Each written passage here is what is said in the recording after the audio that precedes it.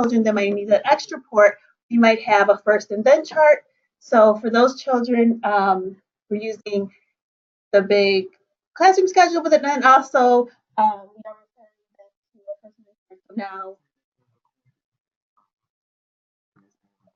okay, our recording is now working, so we are recording from this point on. We have figured it out. So yes, we might have a first and then chart for those children to help them stay on task and to provide them extra support, or maybe a whole individual schedule that they're working on, and so each part of the day they're taking those items off and putting it away so they know what's coming. So we have that support up in the classroom, that's evident. And then we have a variety of materials and activities.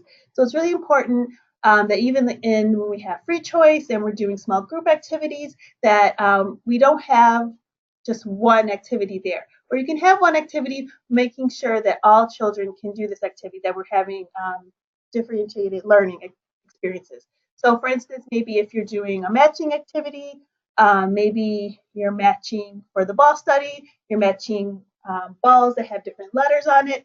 Maybe the balls can be different colors. So maybe some children are working on matching letters, and then other children can work on matching colors. So it's the same activity, but it's differentiated for all abilities.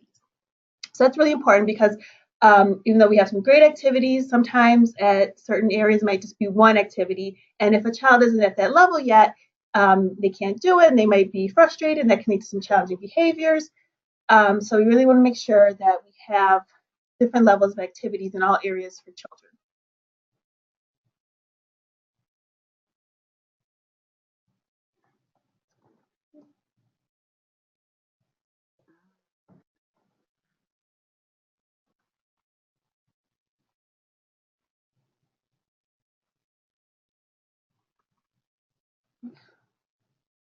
Also, we'll be looking for special adaptations for children. So maybe some children have headsets that they're using, some children might have a weighted vest, or maybe they have some sensory objects that they're using. So make sure that those are available to children.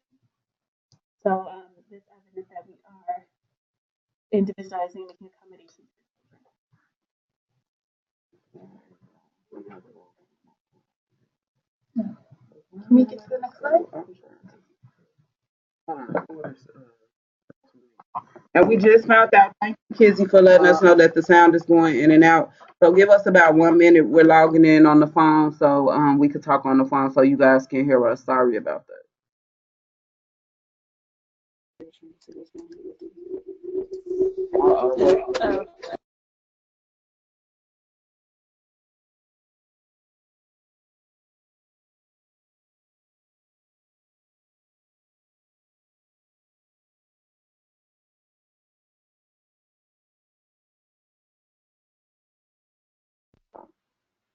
Okay. Can you hear me? Yeah. Okay. Okay. Can somebody type in the chat box if you can hear us? We had some technical difficulties there.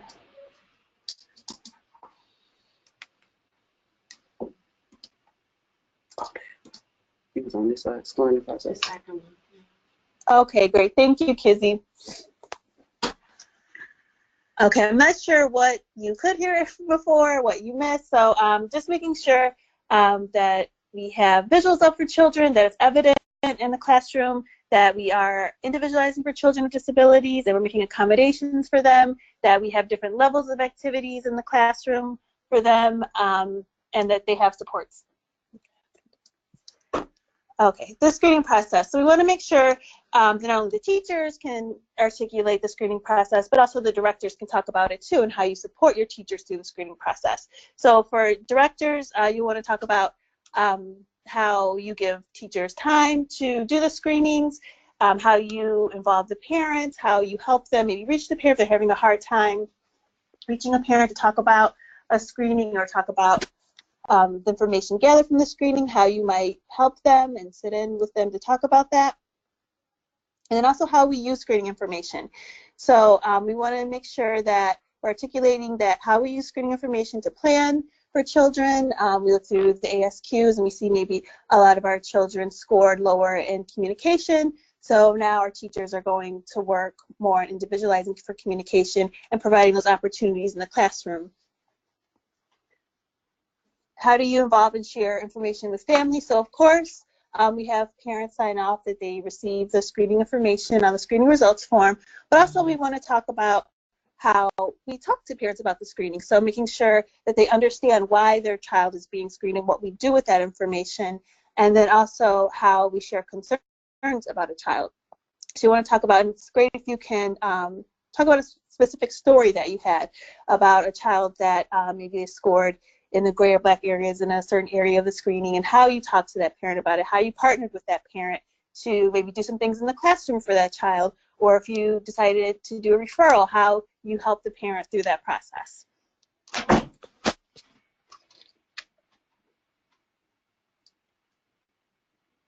Okay. And of course, we want to know how many children we have with IEPs or IFSPs in the classroom.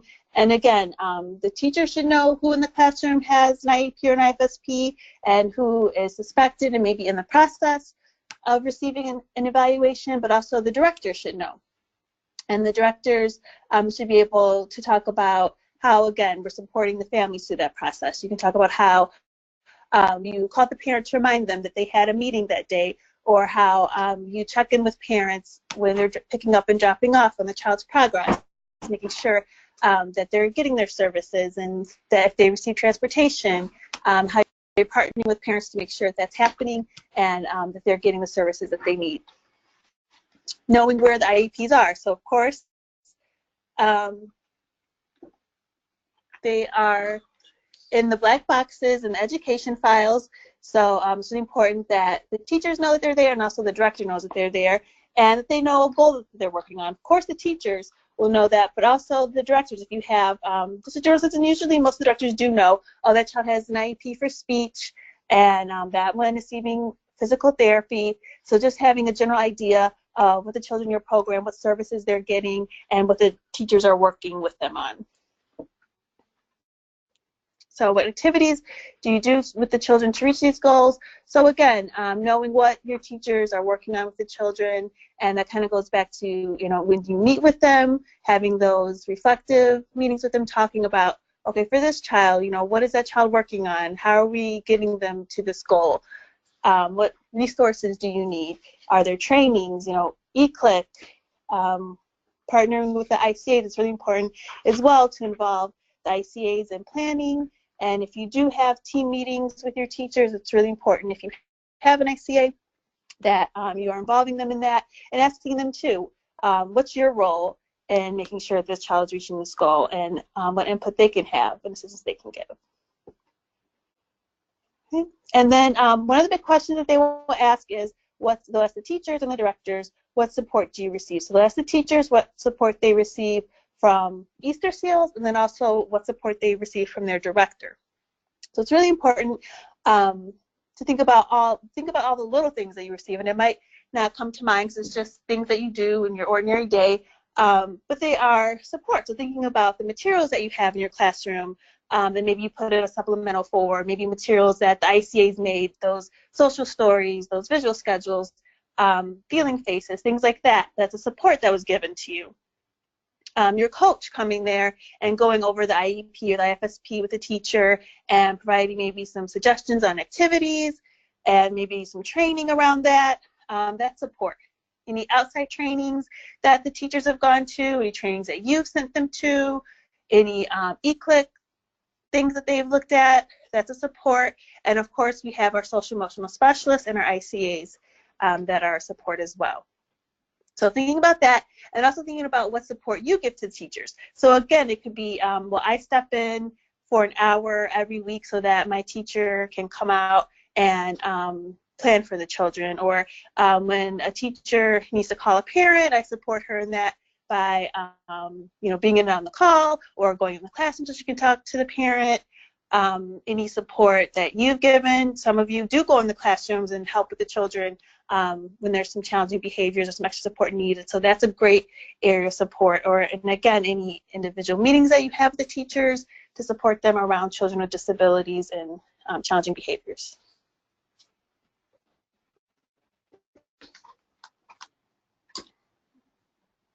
Okay, for mental health, again, for the environment, they're going to look at the room arrangement. Again, if you have a calm area, the same thing, visuals and books and activities. Do you have activities that support social emotional development? Do you have activities that encourage the children to work together and to solve problems together? Do you purposely pair children together to work on activities? And especially children that might have a disability or have challenging behavior, are you pairing them with another child to further their skills? Are schedules and rules posted? And again, are you using your whole classroom schedule and your rules as a teaching tool? Are teachers referring back to them throughout the day to remind children? And then if any challenges come up during the day, are they referred back to? Teachers go back and say, oh, remember our rules, what rules we'll be following, and or schedule, what's coming next, and using it as a teaching tool for the children. And then transitions. Are transitions planned? Are transitions fun? Are they used? Are they singing songs? Are there activities during transitions? And is there extra support for children that might need it during transitions? Extra reminders, maybe a visual for them, maybe a fidget that they might need during transition time, or some extra material that might be needed to help a child transition.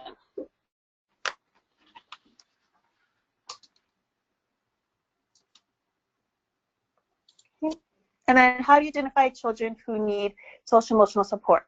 So again, that's one way that we use our screenings, is identifying children who might need some extra support through parent feedback, through teacher observation and feedback, or through Easter staff or other staff observation and feedback. And then again, talking about how we work together as a team to identify children and support children and families through the process. Knowing what happens once a child is identified, being able to talk about the process and how you partner with Easter Seals and your social emotional specialist, what that looks like when she comes out and provides support to the classroom. How do you deal with challenging behaviors? So do you, and again, that's the director support where that comes in. They maybe speak to their director about it. Again, having that reflective time is really important for especially for classrooms that have a high level of children with disabilities and challenging behavior. It's really important for them to have that reflective time, because it can be very stressful working in a classroom with a lot of challenges. So it's really important to have that time for teachers to be able to talk about the challenges they have in the classroom and kind of problem solve around it. Communicating concerns with families again, and how do we support them through the process? And again, what support do you receive? So that would be not only, again, from the director, but then also from Easter Seals and how we work together. And then how do we support families? And so, of course, one of the issues around mental health, challenging behaviors, is suspension and expulsion. So we really want to talk about how we work with families to provide support for the children, to be able to keep them in the center, to provide those and provide counseling or whatever additional services might be needed for a child in order to keep them in the center and not have them leave. Are there any questions?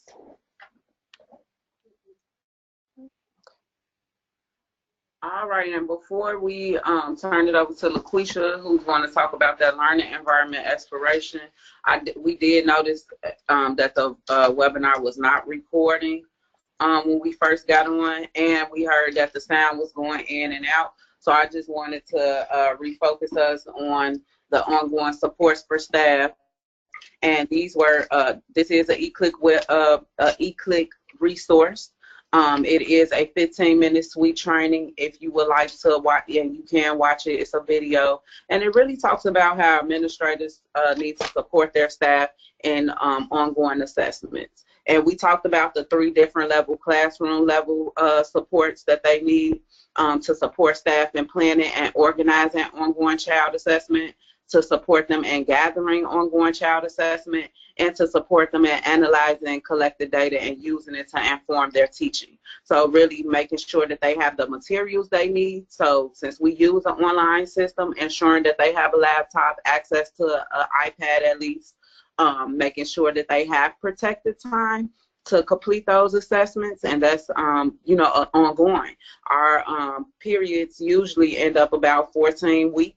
So thinking, how can we support our teachers to collect that minimum of 2. We really will encourage 3 observations per child per week. However, how can we support them to at least meet that minimum requirement of 2 observations per week so they can have enough evidence? Because when you think about that, that's 28 observations in an assessment period. And remember, we want those observations to be spread out across the learning domains and dimensions for the objectives. So how can we support our teachers to do that? And one very important piece that we talked about is that protected time, ensuring that they can have some time to do it. It's not fair when we say, oh, you got to do it, so you got to do it on your own time. But seeing if it's possible, if we could allow some programs, like Head Start hours are over at 3, so they allow the teacher to work on their assessments and planning till 4 o'clock. Or some programs,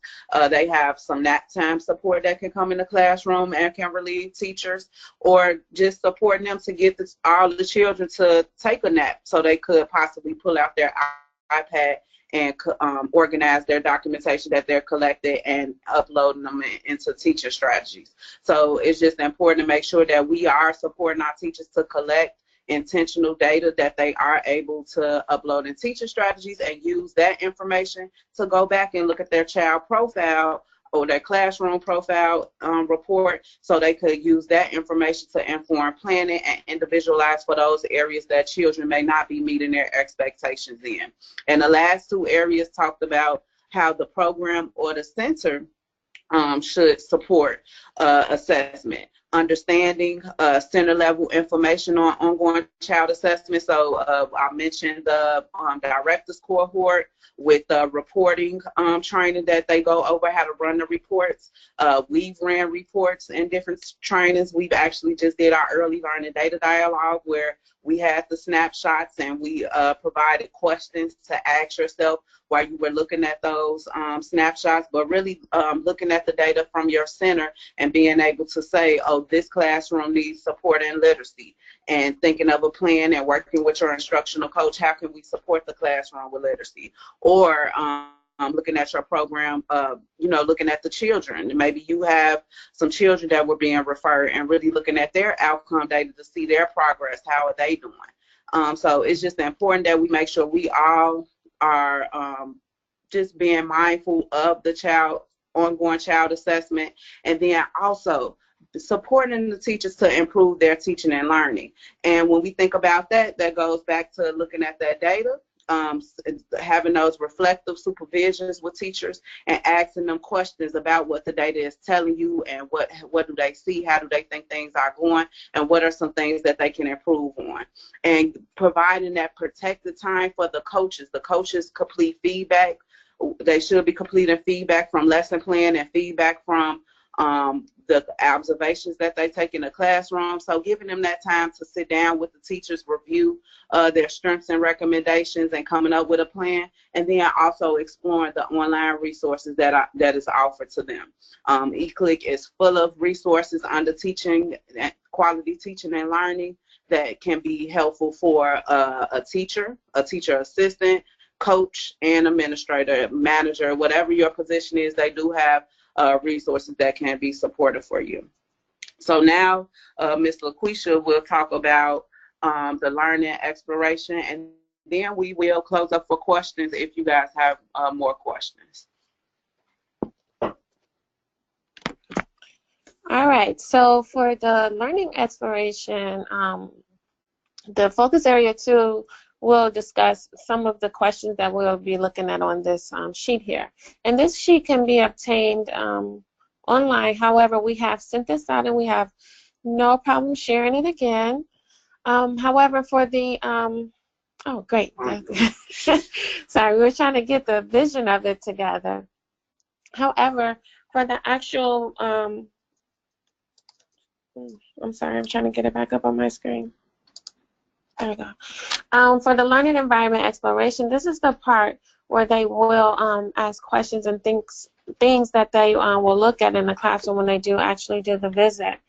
So as you see, as it says in number 5, the reviewers will observe the indoor and outdoor learning environment to determine if age-appropriate equipment and materials and supplies in physical space are accommodating for the children with disabilities and support the implementation of the curriculum. So this, in short, really means that they want to make sure that everything is developmentally appropriate. If you have early Head Start age children, then there should be a space for them to enjoy in the classroom as well as outside. If you have Head Start age children, the same thing. They should have a developmentally appropriate space inside as well as outside. So you may have had orders put in before for tables, chairs, shelvings, making sure that all of those items are developmentally appropriate with height, and also making sure that the materials in the classroom also support children with and without disabilities. When the reviewer comes out, they will look at teaching practices as well. They'll come into the classrooms and they'll do a short observation, excuse me, and they will assess the learning environment. They'll make sure that there is the trust and emotional support there. Are the children being greeted when they come into the classrooms? Are the families asked questions? How did the child sleep last night? Things of that nature. They'll make sure that the classroom is rich in language and communication.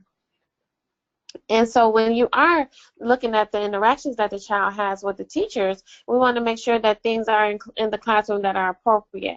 Pictures of different families, pictures of children with and without disabilities, making sure that the classroom is labeled, ensuring that the toys and things on the wall are appropriate for the child and is at their level as well.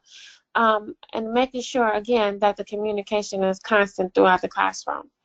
Critical thinking and problem solving is something that they want to make sure that the teachers are giving the children opportunities to figure things out.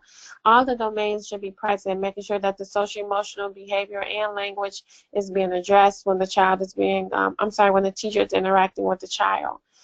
And if the child is ever in need of motivational support, great job, Johnny, doing that drawing with your blue marker. Being descriptive in that and making sure that the child is getting those motivational supports from the teacher or whomever is in the classroom.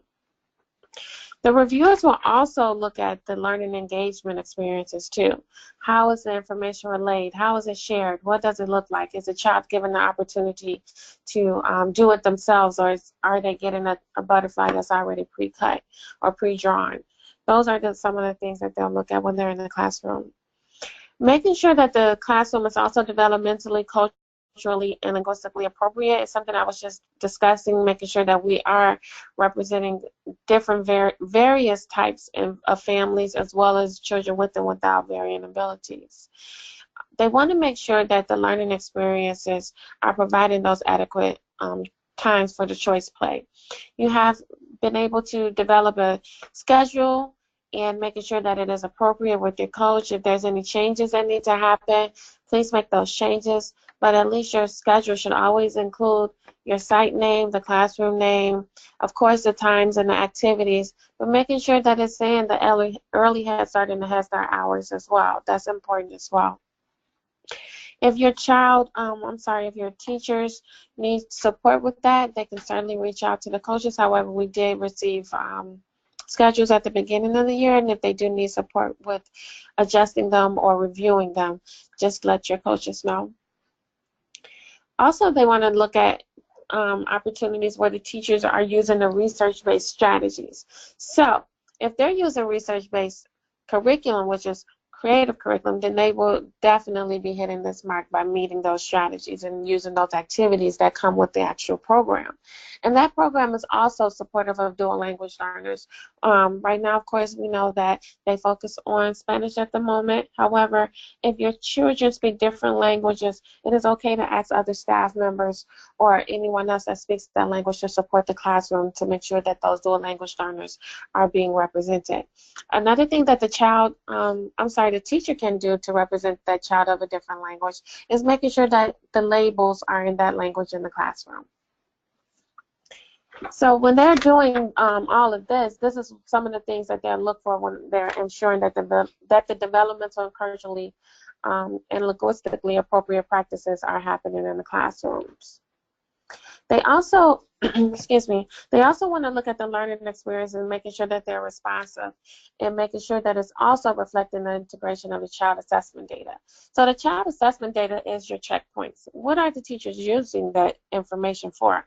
Are they sharing this information with the actual families at the parent-teacher conferences? Are they looking at this data and being very reflective and saying, hey, I'm seeing that my class needs more support with cognitive development or the social emotional piece, whatever is being identified personally for that classroom, that gives that teacher that that opportunity to go in and say, hey, this is something that I need to focus on. And are your teachers doing this? In the past, this has been a challenge and it has been something that the teachers can definitely improve on, but we should definitely be looking at that information when they do finalize the checkpoints to ensure what can they support the classroom with and what can they intentionally support the teachers, the children with when they're planning and doing lesson planning.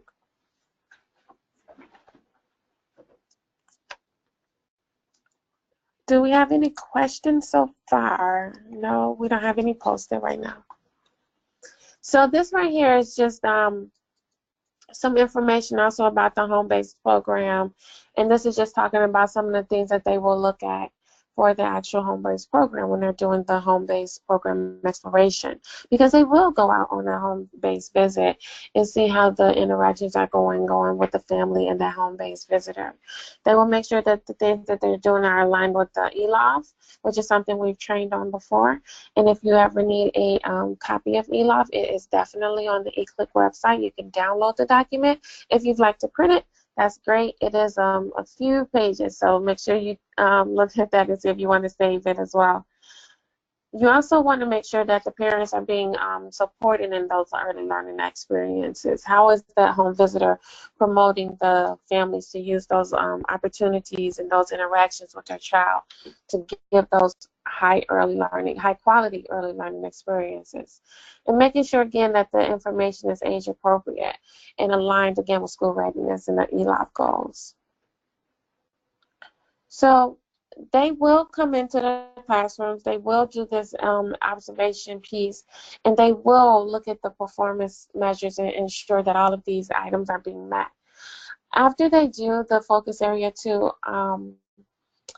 the observation, they will select teachers to do the actual interview with. And when they do that interview, they will ask certain questions. They are able to ask these questions, and they're not limited to it, but we do have the rule book. This is what they're going to be asking, at least at minimum. If the teachers are supporting the answers with clear and concise responses, then they may not have to have a complete interview. We just came out of an interview, and some of the teachers reported back that the reviewers asked them 3 to 4 questions. Again, that doesn't mean that they cannot ask all of these questions, but at least they will ask these questions. So some of the questions include how the teachers implement the curriculum in the classroom. Is the teachers utilizing the support plans that are being given to them? Are the teachers planning appropriately? Are they using the creative curriculum as it is intended? Are the teachers also designing individual and group lesson plans based off the curriculum? When using the lesson plans, are they looking to see that they are intentionally planning for a child that has an IEP or an IFSP? Are they also looking for any of the goals that the parent may have? Let's say that the teacher has even identified that a child needs support with fine motor movement, and they may intentionally give that child more cutting activities or whatever would be supportive or ideal for that child and developmentally appropriate. What does the ongoing development look like? Once the checkpoints are completed, again, it's a teacher adjusting any teaching practices to ensure that those goals are being met with the ongoing development. Another thing that they will look at is the classroom management. How effective is it? Is the teacher supporting all of the children in the classroom? Are there any mental health concerns that can be addressed or have been addressed? The type of trainings that the staff receive is also important. They will ask questions of the type of support or trainings that you as a as a director or owner, have supported your staff with? Are you doing any individual meetings? Are you doing team meetings or site meetings, teacher meetings at your site? Some of those questions could potentially be asked. And you have to look at it and see if you are supporting those teachers with those types of meetings and supports.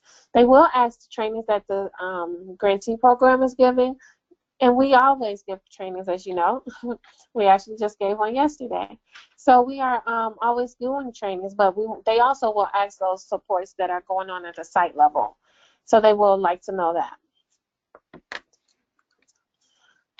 Excuse me. Another thing that the teachers, another thing that they will ask is, how does the sharing of information happen? And that sharing of information definitely happens in various forms. Sometimes it is informal, when the teacher is speaking with the family at the drop-off or pickup time. Sometimes it is formal when it's talking about information at the parent-teacher conferences. They also want to know, how is this being in support to the school readiness goals? And as you know, our school readiness goals are aligned with ELOF and performance standards. So those are some things that they will ask the teacher, or maybe even ask just in general how those are going, how that planning is going in that setting. Excuse me. And another question that they will look at or ask is, how are they meeting the teachers, meeting the individual needs of the children with disabilities. So if the child has an IEP or IFSP, as Marsha was stating earlier, the teacher should always have access to that. As you know, we do keep that information in those black boxes in the classroom, or if you're a classroom that did not get a box or does not need one, where is that information located? And does the teacher have access to it? For the purpose of being supportive in the classroom and supportive to that child's needs and goals, it is important, again, that the teacher has access to that IEP or IFSP to ensure that all of those goals are being met for the child. Another thing that we kind of went over before with the classroom walkthrough is that we have developed not we developed it, but we do have a walkthrough checklist that they will look through when they're in the environment. So some quality evidence that they'll look for is making sure, I'm sorry if you guys hear the train, we'll hold the meeting, the moment for a second to the train. All right, so I think that the train has passed, but some quality evidence they'll look for when they're doing the classroom walkthrough and observation are some of the following. So when they're looking at the classroom appearance, they'll be looking to see, is the classroom organized? Is it neat? Is it uncluttered? If it is one of those type of classrooms where the teacher has a desk or a teacher space, a ledge to have items on, is that area free and clear of the clutter? Making sure that any of the inappropriate things are not up there, such as the scissors or the staplers that could potentially be knocked over, be within the child's reach. The organization is very important. Are the materials on the shelves that may or may not be empty, are they identified with labels? You also want to make sure that other things are displayed, such as the child's work. Is it at their level? Is it displayed in a way that if they drew something, that there's a small description of it? Johnny drew a bird. Those are some of the things that they want to see. They definitely want to ensure that the child's information and student work is on the boards. And what other visuals are in the classroom? Do we have, again, appropriate visuals in the classroom?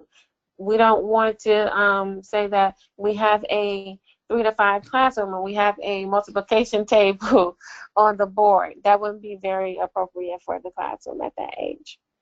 Another thing that's important, as well as quality evidence for the classroom management, making sure that it is safe and orderly.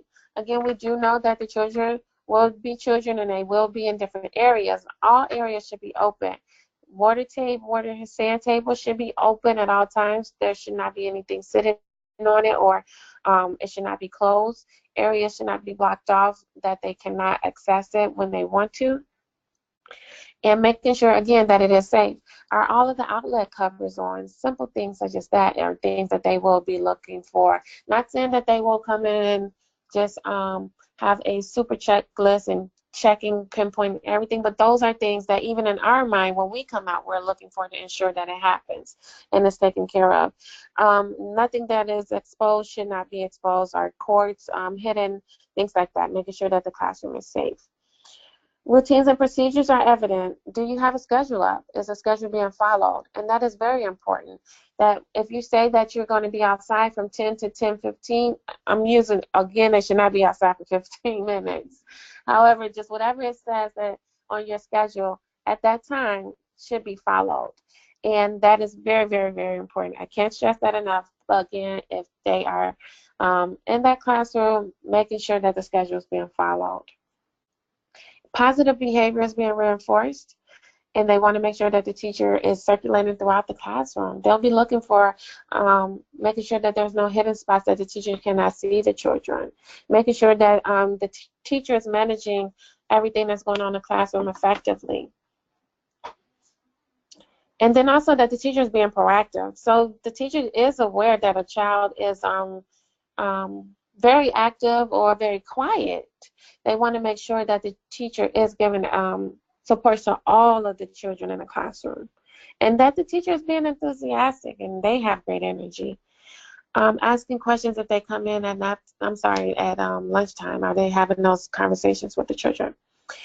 And then also making sure that the classroom culture is being respectful, and that the evidence is showing that there is a lot of student success.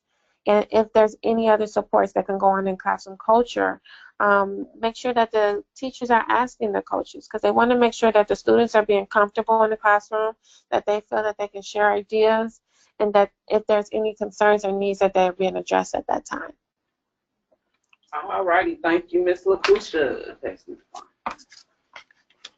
So to finish up in just maybe 5 minutes, I just really wanted to discuss individualization, because it came up in the prep for the ounce visits that some teachers are saying that they only individualize for 2 children a week. And they are correct as far as making an individual child plan and Head Start. We did ask for that to be done for. Just close it. I'm closing my email since I keep getting emails. But we did, we do individualize for all children. We individualize for all children. And our system, My Teaching Strategies, is set up to where our curriculum and our assessment center are aligned with each other. And our teachers are automatically thinking about what objective they want children to focus on first, and then they're choosing the activity. So I just wanted to walk through one time how a teacher chooses their intentional teaching experience, and how they could and how they are individualizing for all children versus their individual child plans. So when they click on small group, just threw my whole everything off, because I wanted to show how we look at the objective first.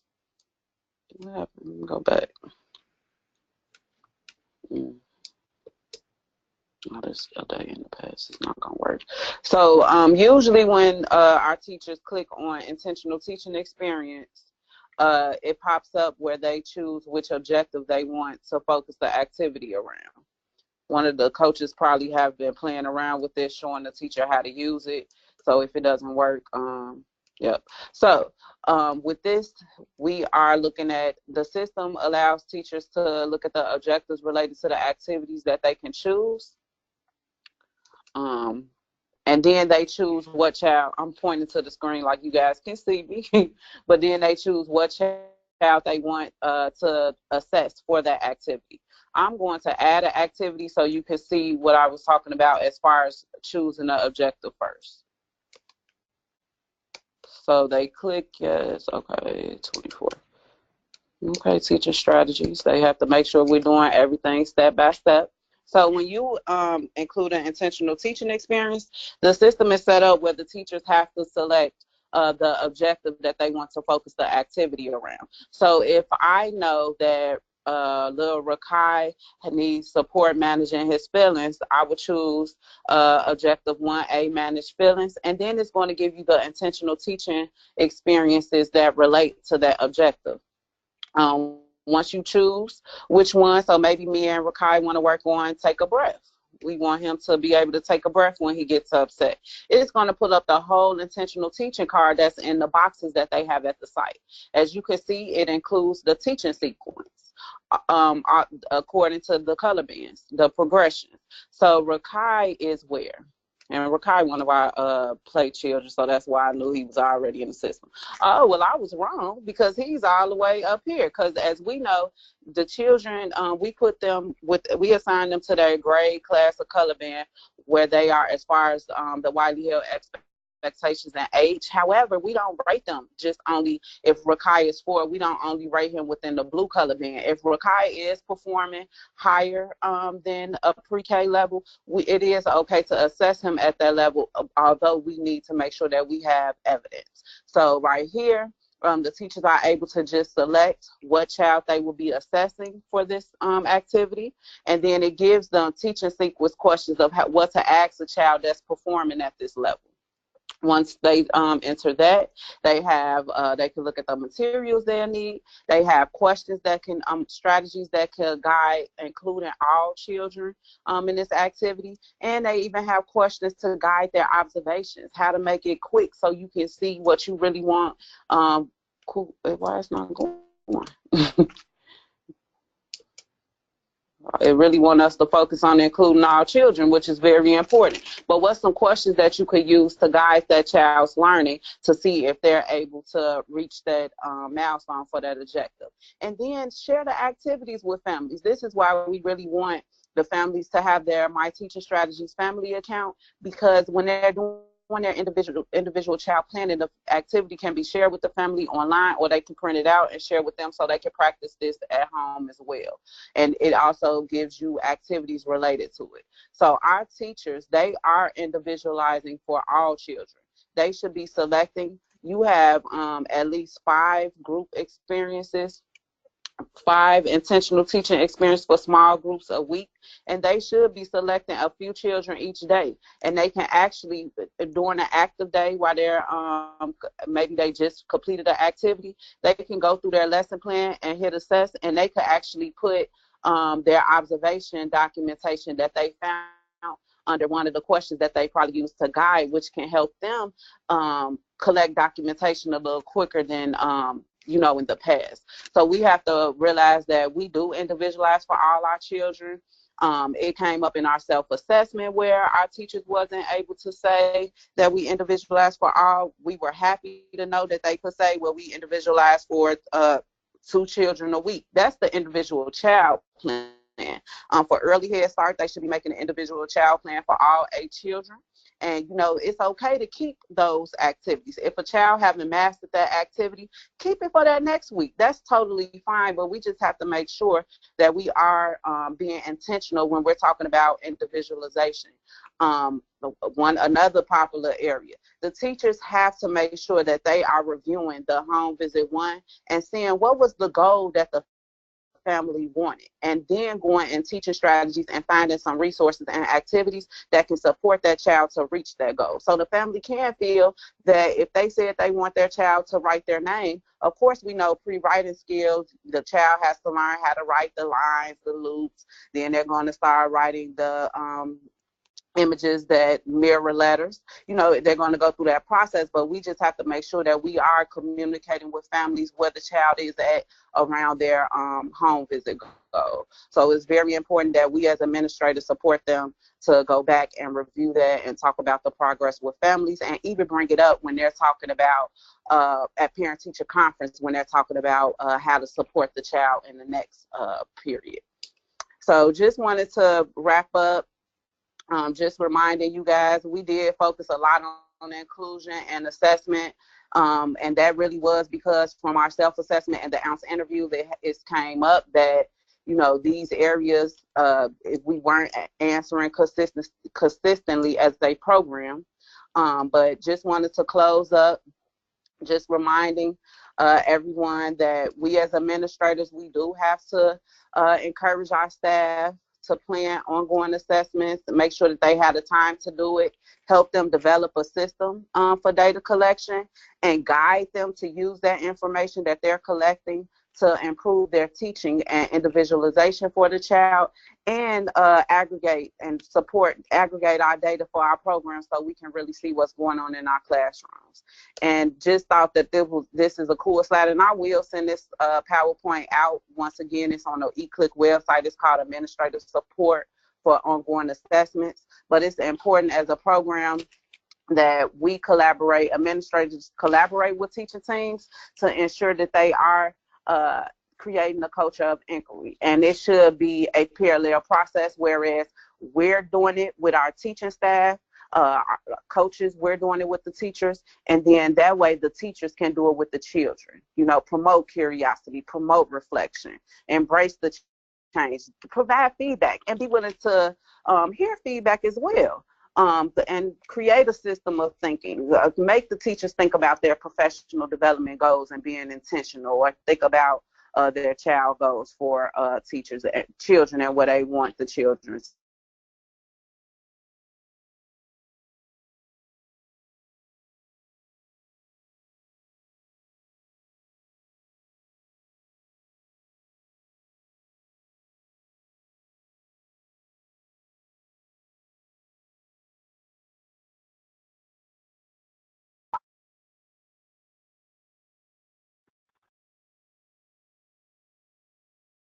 This is the time that you can ask about it. And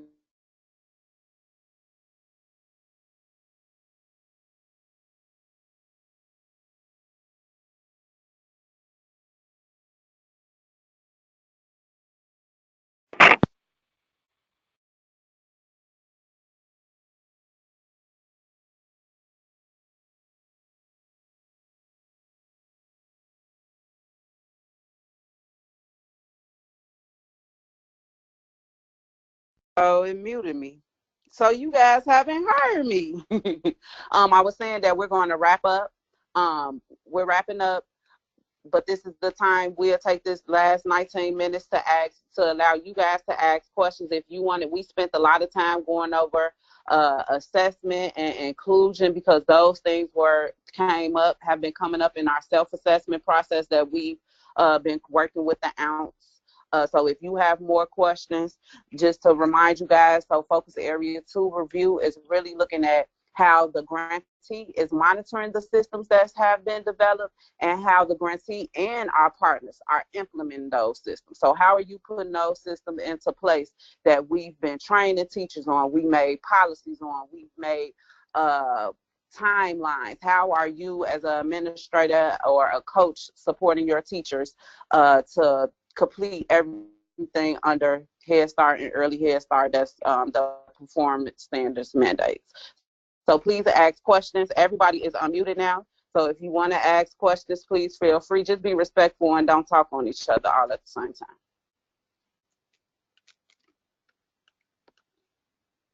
Any questions? Any comments?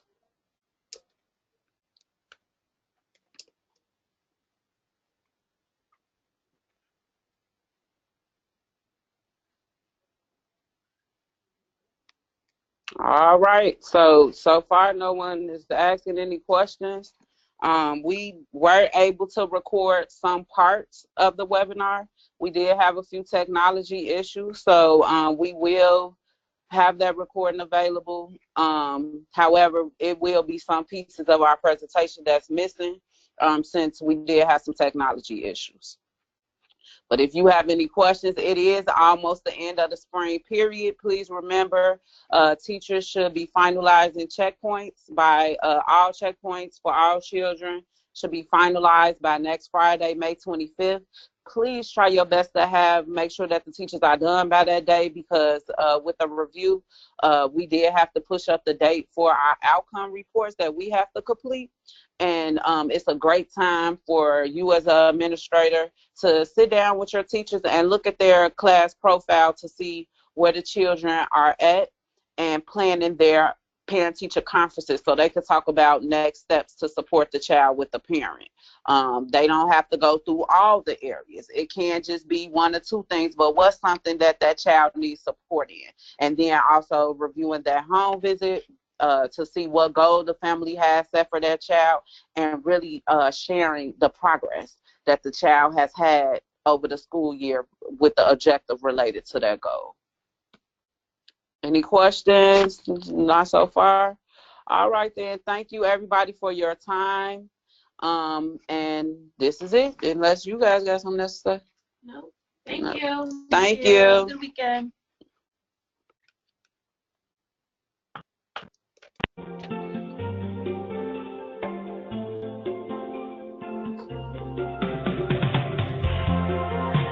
That's our elevator music.